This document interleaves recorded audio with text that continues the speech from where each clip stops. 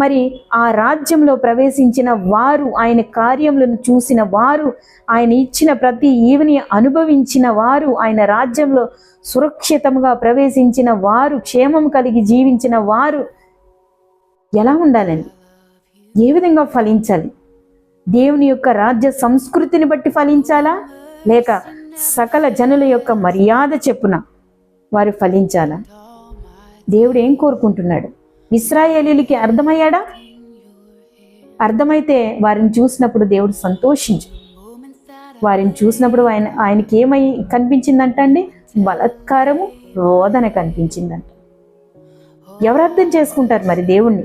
ఎవరు అర్థం చేసుకుంటారు? మరి దేవుని రాజ్యంలో ప్రవేశిస్తున్న నువ్వు నేను ప్రవేశించేసాం ఆల్రెడీ. మరి మనం ఏ విధంగా ఉన్నాం? ఎలా ఉన్నాం?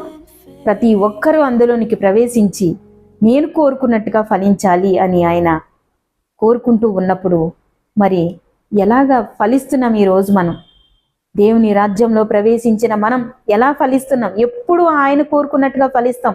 ఆయన ఏంటి అనేది మనకి ఎంత బాగా అర్థమైతే అంత బాగా మనం ఫలించే అవకాశము ఉంటుంది. ఒకవేళ మనం ఆయన గురించి అర్థం చేసుకోలేకపోతే, ఆయన ప్రేమామయుడు, మనం ప్రేమ కలిగి జీవించాలి.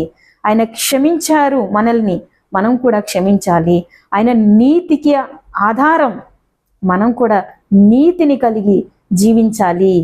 ఈ విషయాలన్నీ ఎవరికి అర్థమవుతాయండి? ఒక విశ్వాసికి అర్థమవుతాయి. ఎవరైతే దేవుని వాక్యానికి హృదయాన్ని ఇచ్చి అర్థం చేసుకుని వాక్యాన్ని విని గ్రహించి దాని ప్రకారంగా ప్రవర్తించేవారు దేవుడు కోరుకున్నట్టుగా ఫలిస్తారు దేవుని యొక్క రాజ్యంలో. అందుకే దేవునిని బాగా అర్థం చేసుకోవాలి, ప్రాపర్గా అర్థం చేసుకోవాలి. మరి ఇంకా మనం చూసినట్లయితే కీర్తనల గ్రంథం ఒకసారి చూసినట్లయితే 97వ అధ్యాయము మొదటి 1-2 వచనాల్లో మనం చూసినట్లయితే ఆయన యొక్క సింహాసనానికి ఆధారం ఏంటో తెలుసా? నీతి, న్యాయం.